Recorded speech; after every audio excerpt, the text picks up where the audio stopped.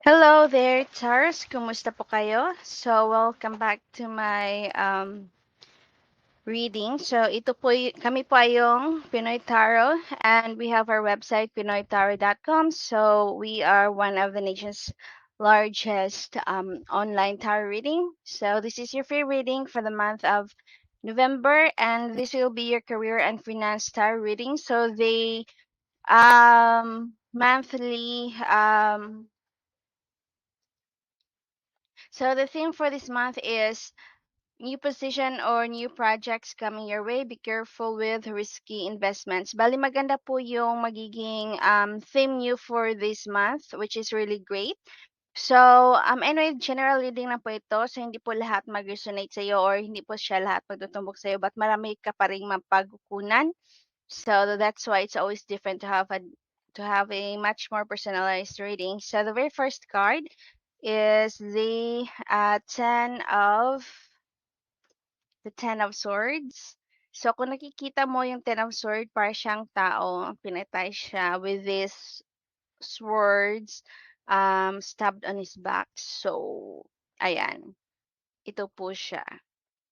Um, ang ibig sabihin nito is, usually, um, you will be losing there will be a lot of trouble or backstabbing within your current job at hindi maganda yung working environment mo. Lately, mas nagiging toxic yung working environment. Then, eventually, you will be changing your jobs. That means, kung ano mang merong kang career ngayon, you will really switch to a different career path.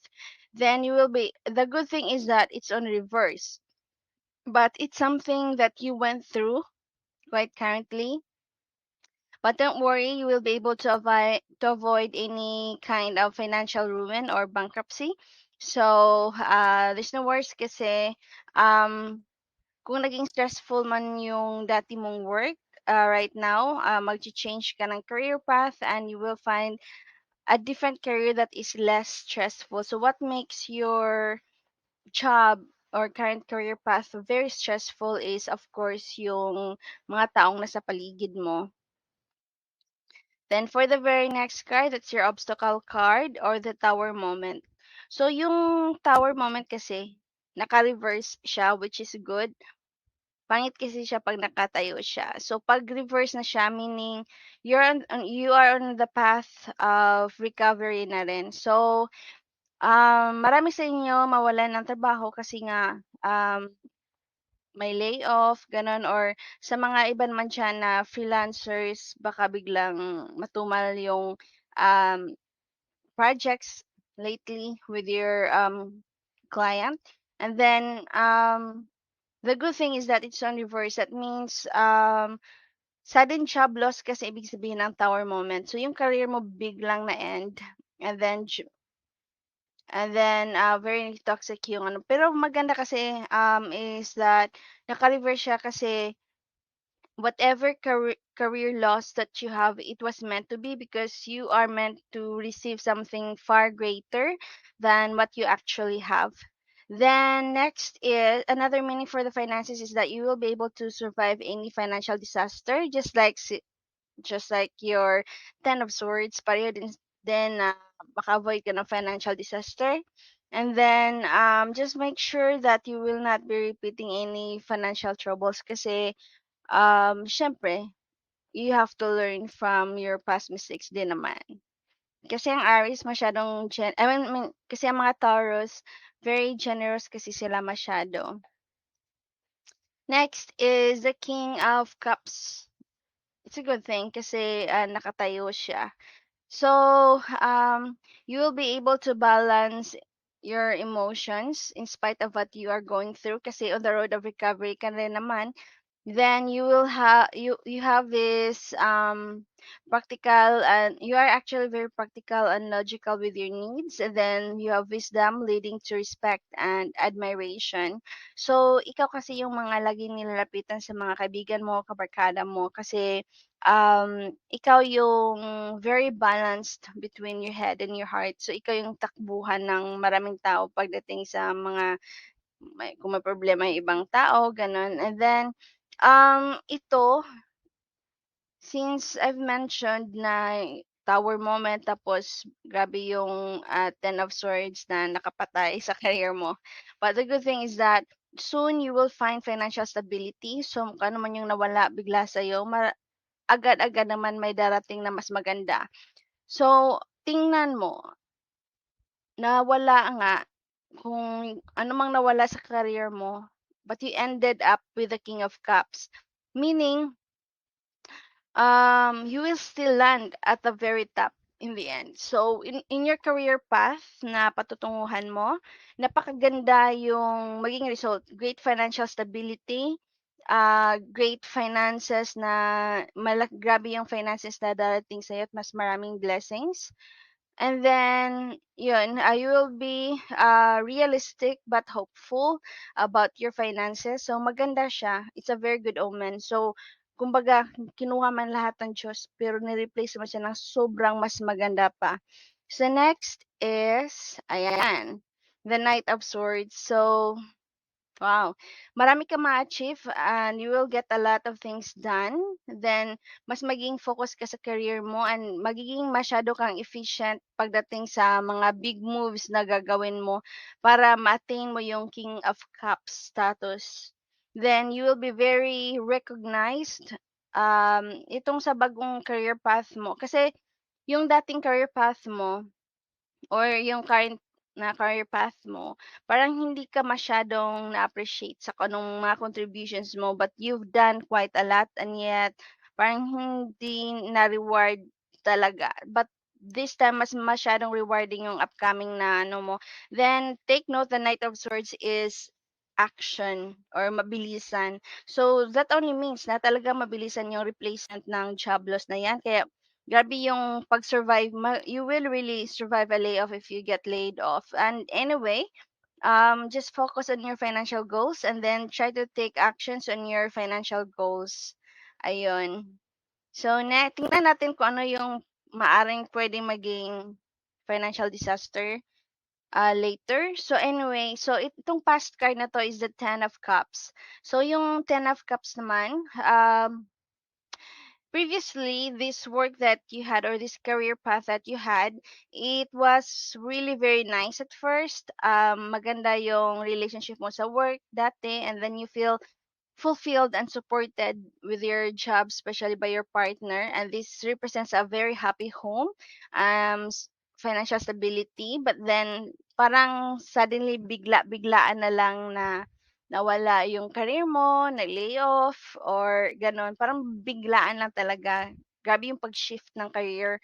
So, biglaan man yung pagkawala ng napakagandang path mo and you really thought that is the right path already, you're on the right path, pero hindi eh. Mas marami kasing mas magandang dadating sa'yo. Then, for your future, Knight of Pentacles on reverse. Ayan. You're actually very ambitious. Malaki yung ambition mo. You can be very workaholic. And then you'll be very obsessed with your work. So there's a chance na baka ma-feeling na partner mo na parang neglect sila, ganun. But there is a warning here with your finances. Ito kasi yung Knight of Pentacles. Ano siya? Para siyang um, ito yung future card mo eh. So since future card mo siya, try to avoid wasting your money and don't try to avoid impulsive and risky purchases. But then, pag nag-show up kasi itong King of Pentacles, ang nakakapangit kasi nito is maraming mga potential investments na i-offer sa'yo na, mag-invest ka dito, ganyan, cryptocurrency and whatever. But my suggestion is no, November is not a very good month for you to invest your money into the stock market or whatever because there will be like a crash with our economy. So, ayun, we are heading towards an economic crash. And then, ang pangit kasi sa cryptocurrency, marami ding mga naloloko, ganon. And kung mag-i-invest ka this month, I would say it's better to invest on your own ideas. Like say for example, kung mayroon ka business idea, go for that one instead of just yung ininvest mo lang yung pera mo sa stock market or gano'n. So, matinding losses yung mangyayari 'pag nag-invest ka this month. Hindi siya maganda talaga. Kasi by December, things will get worse even 'pag nag-invest ka sa cryptocurrency, mga gano'n. So, it's just not the very right time at all. Next is the Emperor card. So, ito yung attitude mo. So, from the King of Cups, nagiging Emperor ka na. So, this refers to your career status. So, grabe yung ma-achieve mo. So, you will be creating a lot of new processes, structure, and then you will be very disciplined and you'll find a very good mentor. So, sa mga single na Taurus dyan, you will find love sa work mo. And it's funny because it's just someone who is your mentor, right? So, you will be very disciplined about your money. Yun ang talagang goal mo sa ngayon. So, yeah, that's a very good one. So, pag kasi nag-show up yung King of Cups sa top side, which is the conscious card, this one, the King of Cups. Pag ang King of Cups at saka yung Emperor ay sabay-sabay siya. So imagine from the King of Cups, sorry. Here from the King of Cups, then Emperor. Mabilisan yung promotion mo. So sa mga nagtatrabaho diyan, kung ano man yung bagong work mo, masyadong mabilisan yung promotion mo, ganun, at masyado siyang smooth sailing. And at first, nung una, you were very sad kasi, uy, yung napakagandang smooth sailing mo na career ay bang, bigla nawala. So, nag-tower moment ka. But take note, mabilisan din yung bagong maraming opportunities darating at maraming finances. You will be very abundant. And then, pag sa mga tao dyan na gustong magnegosyo, I would say, ito yun. So, ang ano lang talaga, ang dalawang kasi uri yung investment eh. Huwag mong i-invest yung pera mo sa stock market or sa cryptocurrency, but rather, spend it on your ideas. Kasi Taurus, mas maging successful ka kung ikaw mismo yung may hawak ng, ng negosyo mo. Kasi pag ang negosyo mo kasi, masiswertehin ka kung yung pag-investan mo ay yung sarili mong negosyo kaysa yung sa stock market o sa cryptocurrency. No, no, no. Huwag ka dyan. But rather, dito ka sa sarili mo. Kung ano ba yung passion mo? Ano ba yung pinangarap mong negosyo? I would say go for that. Kasi grabe yung magiging ano rin. And also, sa mga magninegosyo, take note, from the King of Cups, nagiging Emperor. Ibig sabihin niyan is, mabilisan yung pag-grow ng negosyo mo sa mga businessman dyan. But for those who prefer to work for another company or empleyado, masyadong mabilisan naman yung promotions mo, which is great. Okay, so next card, the Page of Wands. Ayan, so ayun, marami kang mga new positions, promotions, mabilisan siya. Then, sa mga freelancers, parang mag-uumapaw ka ng mga projects na gagawin soon. And you will be earning quite a lot of money. And then, you will be taking a lot of risks at work. Pero sana wag yung risk na yung bibili ka ng stocks or yung mag-invest sa cryptocurrency. No. Dapat kung mayroon kang invest sa sarili mong negosyo, at least hawak-hawak mo, decision mo yung nakadepende dyan at saka yung pag-invest mo ng time, right? And you will receive a small financial gift from someone. Wow. The temptations regarding spending. So, ayan. Nga naman. So, be very careful this time yung spending temptations regarding spending related siya sa mga investments sa stock market or cryptocurrency. Yun ang magiging temptations. Parang may tao kasi na laging lumalapit sa iyo na, oy, mag-invest ka dito, oy, mag-invest ka diyan, maganda to, cryptocurrency, blah, blah, blah. Stay away from that. So, yun ang magiging temptation mo. That will lead to something terrible. So, if you have to invest on yourself, invest on your dreams. Ano ba yung dream business mo? Now is the right time to actually go for that one instead. So, next naman is the judgment card. So, since 'di ba sabi ko mabilisan masyado yung sa mga sa mga nagtatrabaho sa kumpanya, feeling mo, since masyadong mabilisan yung promotion mo, you end up doubting yourself. Kasi parang ma-o-overwhelm ka sa masyadong mabilisan. Kasi siyempre baguhan ka pa lang and then, um, mabilisan kang na-promote, ganyan. So, yeah, that will lead to self-doubt eventually. But don't worry kasi in the first place, magiging maganda naman yung result. Hindi ka naman mapupunta diyan kung hindi ka deserving, right? So just remember that one. And also failure to take responsibility for your mistakes. So kung ano man yung mga mistakes mo before, remember this card, naka-reverse na Ten of Sword. Ito yung past mistake mo. So, you need to take responsibility for this because these people, you are always very good towards them. 'Di ba? Grabe yung mga backstabbers, oh. Ayan, pinatay yung tao, ang daming sword sa likuran niya. So, what you need to learn is be very careful with who you trust. Yun talaga ang lesson mo. And then, you need to take responsibility for that mistake kasi hindi, um, you are a very good person, Taurus. Gabi yung makapag-trust ka, ganun. Parang lahat bibigay mo. But, be very careful din lang dyan, okay? And then, financial meaning naman nito is failure to learn financial lessons. So, yung financial lessons na kailangan mong ma-learn is be very careful sa mga taong mag-tempt sa'yo na, oy, invest ka dito, invest ka dyan, gagawin na dito negosyo to. No, say no and instead think of what makes you really happy and then go for a career path na talagang doon talaga yung passion mo. Sa mga gusto magnegosyo, I would say now is the best time for you to really invest in your own business. Hindi yung may ka-partner ka sa negosyo, not unless husband mo yun or ganyan. But make it something na talagang iyong-iyo. Iba pa rin yung sa'yo, right? So, anyway, lastly, yung conclusion card mo is the Two of Pentacles. Ayan. So, masyadong maraming projects na gagawin ka. In a way, blessing din naman siya, but you will be juggling your work projects. At saka masyadong maraming maging opportunities na darating sa iyo na parang, oy, biglaan to ah. And so, ayun, parang, but the good thing is that you will be very, very resourceful at work.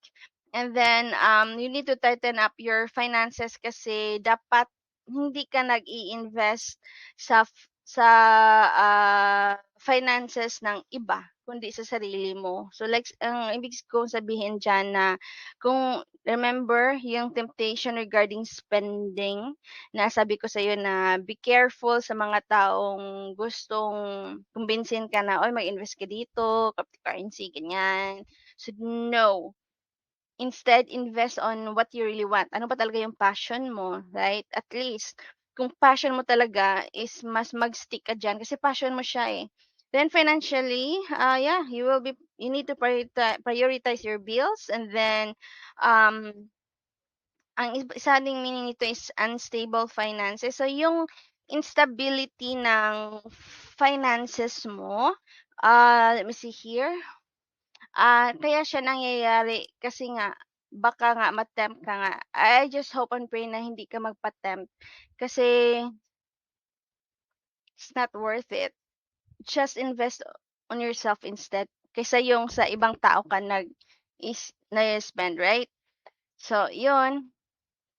And then much better kung single proprietorship if ever kaysa yung partnership. So, yun. Next is one step at a time since you will be juggling a lot of projects coming in. Maraming pera, ganyan.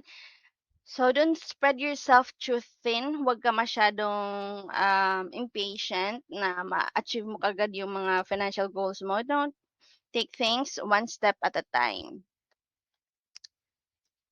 Next is the water card. Pag naka-reverse kasi siya eh. So kasi ibig sabihin nito is marami sa family mo na magkakasakit at ikaw rin magkakasakit ka rin. So be very careful with your health naka-reverse kasi yung water card mo, eh. So, just be very careful, take care of your health, and then 'wag ka masyadong, workaholic, ayun. So, next is the share card on reverse, meaning 'wag 'wag mo 'wag mo muna i-prioritize yung finances, yung pagtulong sa iba, unahin mo muna sarili mo. And remember, this card also is you're denying yourself too much. Kumbaga, masyado mong, yung kung ano man yung mga ini-spend mo na pera, I think you're spending more on for other people instead of for yourself. So this time, spend naman for yourself. And you need to learn a little bit of selfishness. And there's nothing wrong with that. Um, Kasi masyadong generous ang Taurus, eh. So, next card na kailangan mo i-focus is your family. You need to reconnect with them. And then, ayan, brothers and sisters on reverse. So, magkakaroon kayo ng, you need to get in touch with your family, yung mga in-laws mo, mga brothers and sisters mo. Magkakaroon ng matinding conflict within your family. And then, pangit kasi related siya sa pera.